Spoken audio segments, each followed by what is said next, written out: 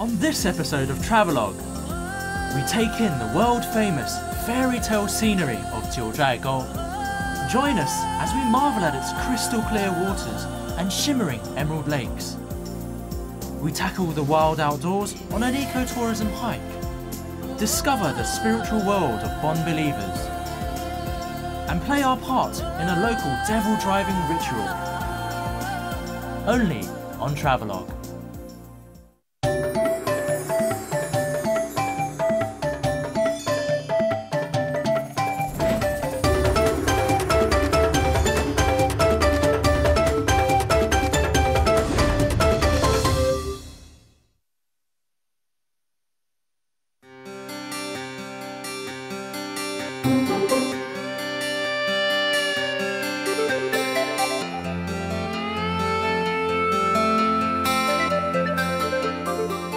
Right, I've just arrived in Jiuzhaigou, around a 50-minute flight from Chengdu, and now I'm going to make my way towards Jiuzhai County.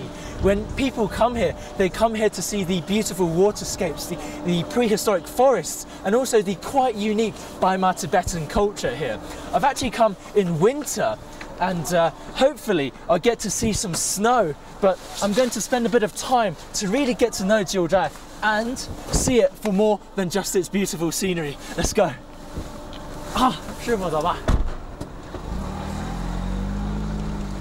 Honestly speaking, I've got pretty high expectations of Jiuzhaigou. I'd already seen stunning photos of its lakes, and I've heard how they single-handedly bring in millions of visitors every year. I'm gonna head straight for the entrance to the nature reserve. It's a 200 kuai taxi ride from the airport and will take roughly an hour to get there. Most of the accommodation and restaurants can be found near the reserve's entrance. As for the park's tickets, there are many different choices, so my advice is study the price list and find what's suitable for you. It's early in the morning, around 8 o'clock to be exact, and I'm excited because this is the first day that we're going to be in Jiuzhaigou, and we're going to go see all of the lakes that I've been reading about. 好，那么现在我们乘坐的这辆车呢，是咱们九寨沟景区内的绿色环保观光巴士。 Jiuzhaigou literally means 9 Village Valley, which funnily enough refers to the 9 Tibetan villages found here. And inside these valleys are the lakes that have made Jiuzhaigou so famous. On your way up, you'll first pass by Shuzheng Village, whose 9 chortens represent the villages here. If you have a look at the map here, there are actually 3 main valleys in Jiuzhai. One here, and one here, and also one additional one here called Jaru Valley, which we'll take a hike along later on as well.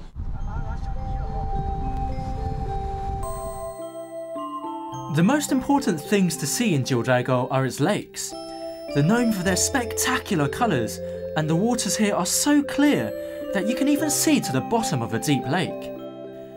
There are over 100 of them here, and the fascinating thing is, they all get their water from the highest lake in Jiuzhaigou, the Long Lake, which feeds them via underground seepage.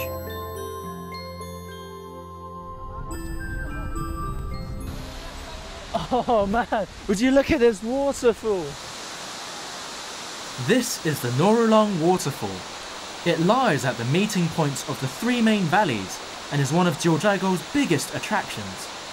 Its name means grand in Tibetan, and as the widest waterfall in China, it certainly deserves that description.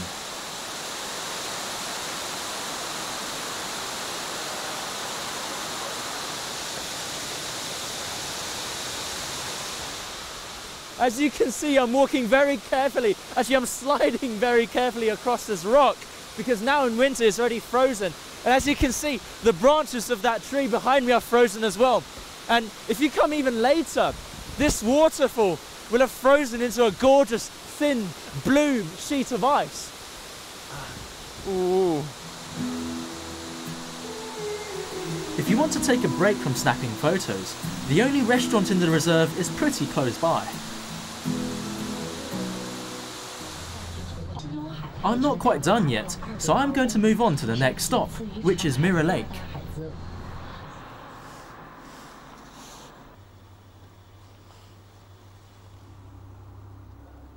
You can clearly see how Mirror Lake gets its name. and it's best to come here in the early morning because that's when the lake's at its most serene.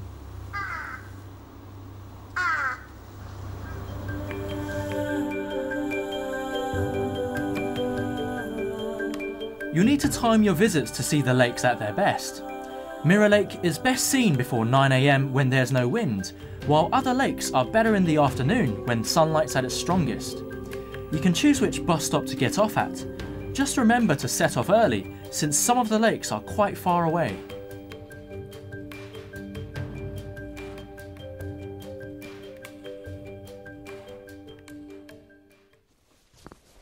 Oh wow, this is spectacular.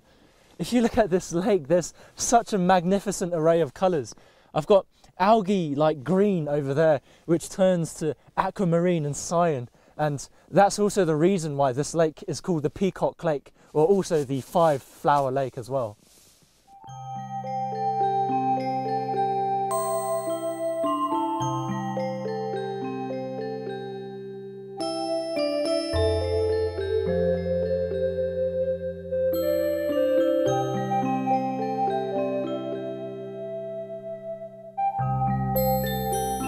There's a good reason why people call Jiuzhaigou a kind of fairyland. You only need to sit back, take a long look around you, and let yourself be mesmerised by your surroundings. This place is just so amazingly beautiful, and now that I've got the sun's warmth on my face, I really want to close my eyes and savour this kind of tranquility. But there's just simply too much for the eyes to see, and I can't close my eyes. It's just too beautiful here. Obviously, I wasn't the only one enjoying these gorgeous lakes. Where are you guys from? We are from Israel. Israel? Yeah. Wow, how did you hear about this place? Our friends. Our friends was here about 10 years ago. Okay. So we've heard so much about the place, we said we must come here. So you've waited 10 years to come here? We waited 10 years. Jeez. How do you feel about this place? It's beautiful. It's beautiful. It looks like coral. You can imagine. It really is, yeah, it really is, yeah. Because of the ice, some parts you see it's ice. Yeah. I've read that the reason that these trees look like they have coral on them is because of the limestone or the calcareous deposit in this lake, so it gives off all of these different colours. Wow. And gives off these kind of coral-like look as well. This is what gave the colour here, yeah, the yeah, minerals. Yeah. Exactly. Wow.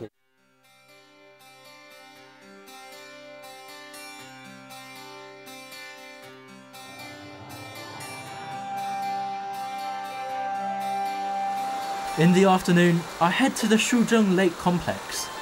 They're a series of 19 ribbon lakes formed from the passage of glaciers and connected to each other via small waterfalls.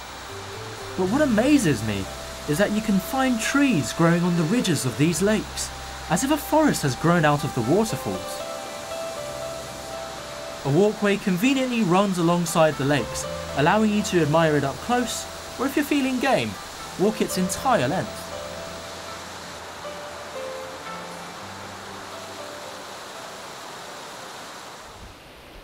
The water here in Jiuzhaigou, it seems to have a mind of its own, and if you look at the light hit the surface, you see this incredible play of colours which creates this amazing scenery. There's a saying here that once you've come to see the waterscapes of Jiuzhaigou, there's no need to go anywhere else, and I think honestly it really holds true.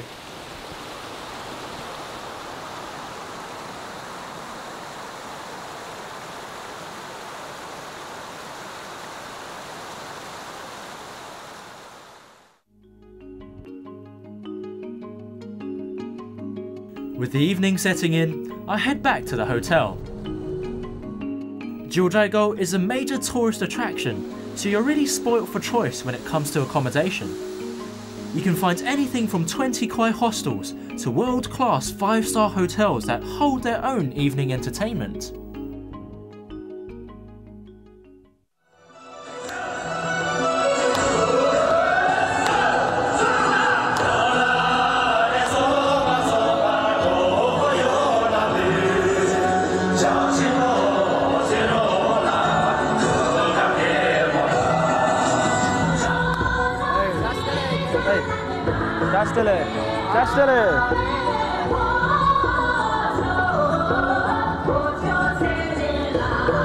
I feel like I'm a part of the family.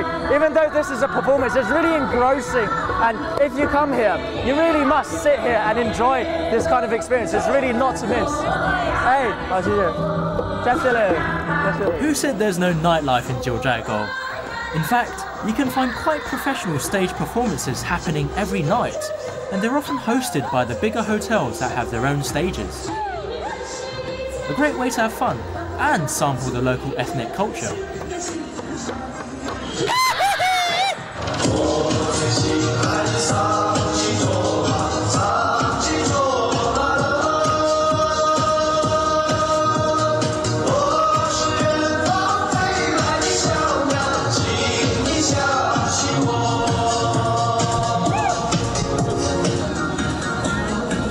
I'm in paradise, but I still can't boogie. At the expense of looking a bit silly, dancing with the Tibetan performers is a great way to get an authentic taste of their lifestyle.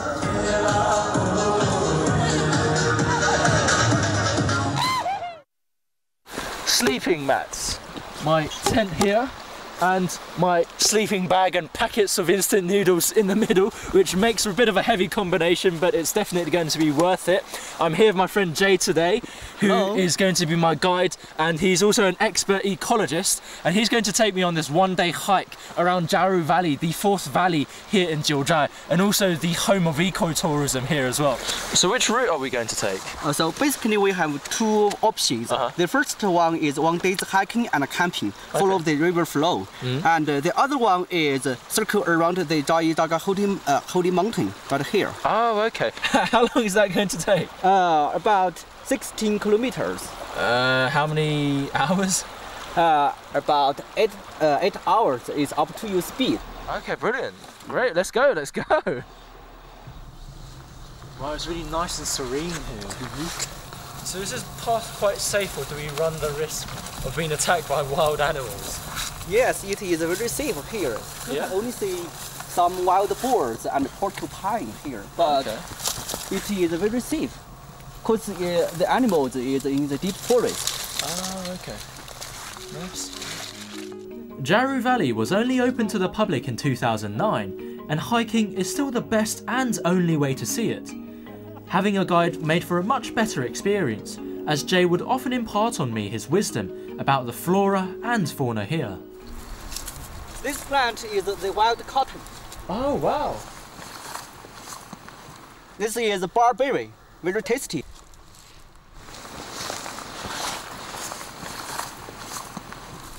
This is sea buckthorn, right? Yeah, you know it. It's the king of vitamin C. Oh, excellent. Watch out for the thorns. Okay, thank you. You can only see what it's really like to live in Jiuzhaigou by venturing deep into the mountains, so Jay's taking me to a part of the valley only visited by locals.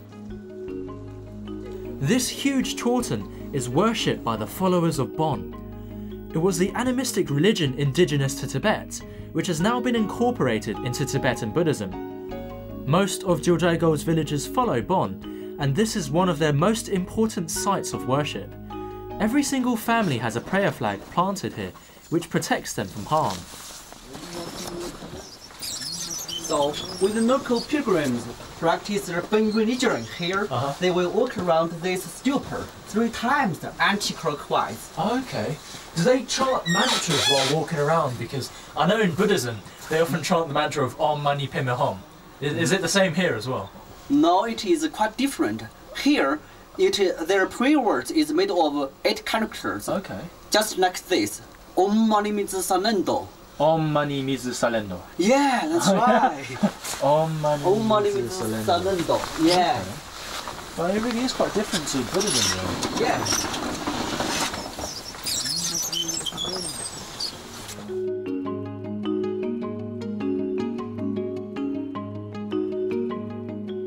So this is the Rutile Village. Do they still live their traditional kind of life here as well? Yes. Talking about this, I'd like to introduce a Tibetan family to you. Okay, great.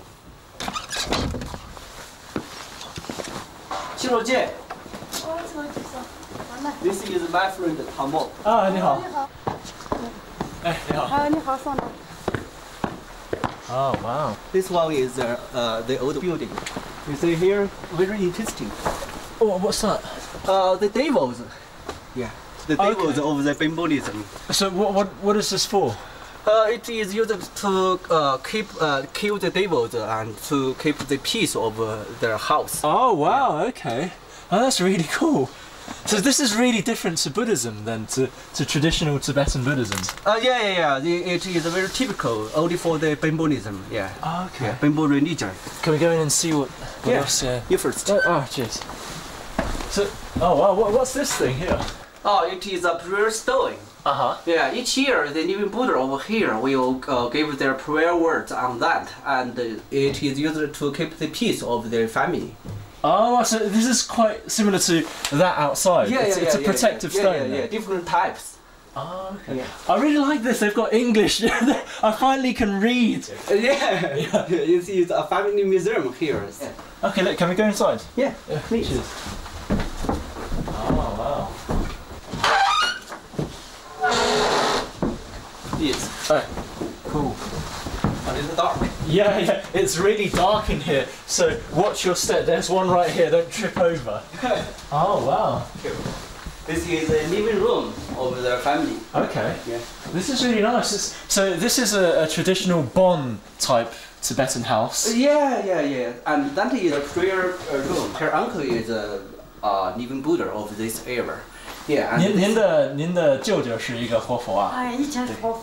Oh wow, that's really cool. It's really cool to have a living Buddha in the family. How many people can claim that in their lineage? You think so? This is a prayer room. Oh, it's a little dark in here. Yeah. Okay. I've got my torch here, so if you look at these paintings, wow. Yeah. Come in. They've got all of these pictures of living Buddhas. Yeah. And what is that? That's a sacred kind of painting or something? Yeah. This is this drummer was made by him. Wow, he made it himself. Yeah. Wow, that's really. When do they actually use these drums? Let's see. They will knock it every morning. Yeah, every morning he'll play here.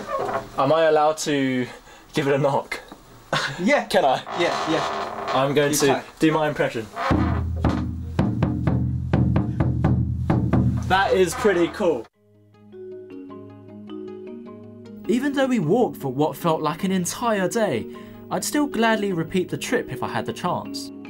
I've learnt so much from Jay, and I'm grateful to him for showing me a part of Jiuzhaigou that hasn't been overrun by tourists, a part where the indigenous people and their unique traditions still remain.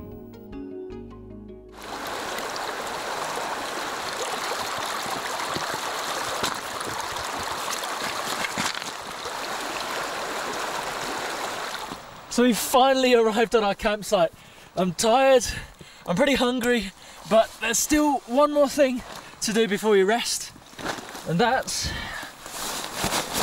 our tent. Give me a hand, Jay. Whew. Just have to come here and give me a hand.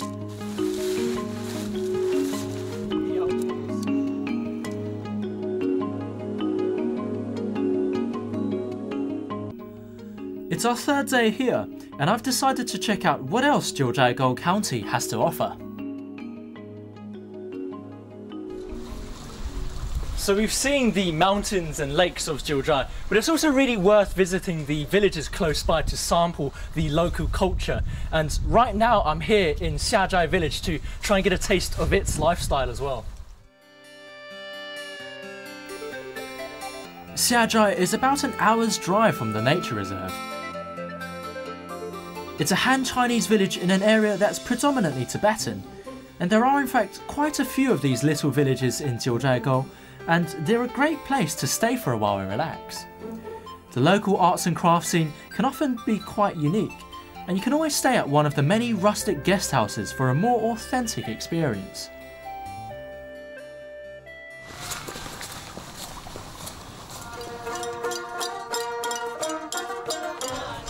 Oh, I can hear music. Oh wow! Looks like the locals are putting on a show. Come.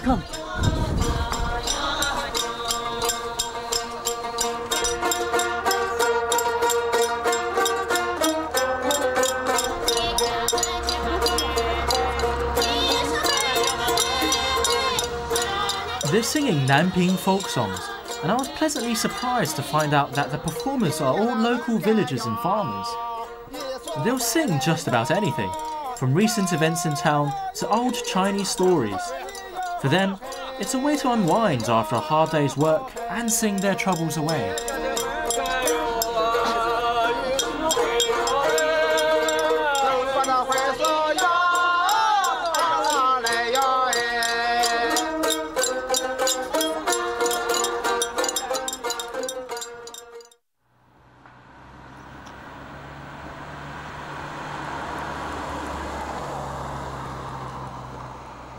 Our next stop is Rutile Village.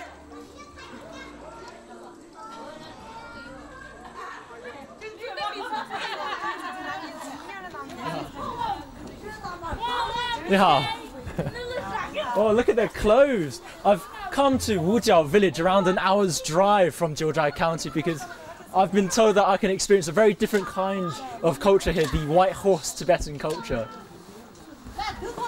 White Horse Tibetans, or Baima in Chinese, are quite different to normal Tibetans, and not just in the way they dress. They have their own form of animism that's not quite the same as Bon, although it shares the belief that spirits are everywhere in nature. One of their most important religious events is the Taogai, a kind of masked dance that can last for days and is used to ward off evil spirits. Traditionally, the Taogai was a strict ceremony held only every 3 years. Nowadays, they're mostly put on for tourists, but there's a lot of promotion as the dancers gather in the village square.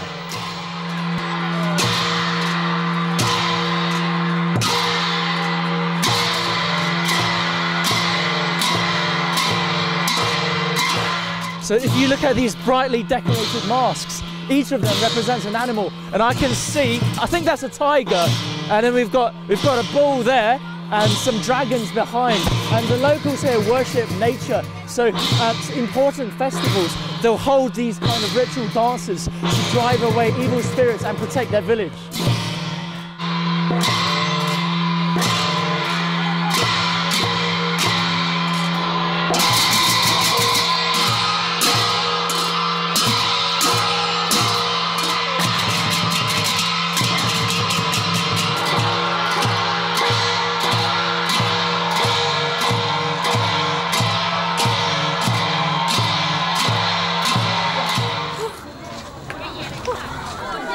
So you might think that this dance is nice and pretty, they've got these nice colourful costumes, but it's really tiring. And every single one of these guys are tall, strong, burly men.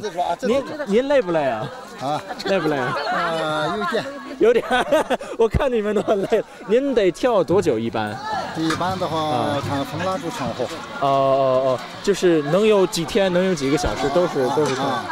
您一般是什么时候会跳这种舞？我们是这个逢年过节，正月初二开始跳，跳到16。跳到16，元宵节就放了嘛。哎，我能看一下您这个吗？哇 ，Look at this! This is amazing! Look how amazingly decorated this is, and this is quite a beautiful. 是老虎吧？这狮子。狮子。Okay, so I was mistaken. This is actually a lion, and actually. Now that I'm holding this cloth, it's completely soaked with sweat, and if I squeeze it, I could probably squeeze some sweat out as well. 哎呀，这真的很漂亮。这个是怎么讲啊？这就是它是日月嘛。日月。这个代表这个代表我们白马民族的。您允许我戴一下这个？可以。好。So I'm going to give my impression, and 我可以拿一下您的这个。好。怎么跳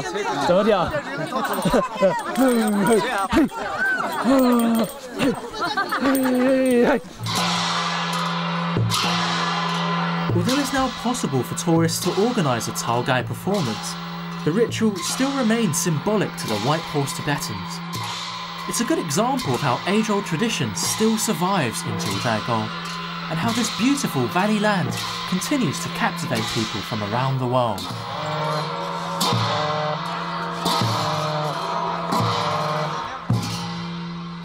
I've had an incredible time here in Jiuzhaigou. The landscape, the people, the culture, everything here is so incredibly colourful. And when you come here, I highly suggest you take some time out and really get to know the other side of Jiuzhaigou. I'm Taran. I've still got work to do, so I'll see you on the next episode of Travelogue.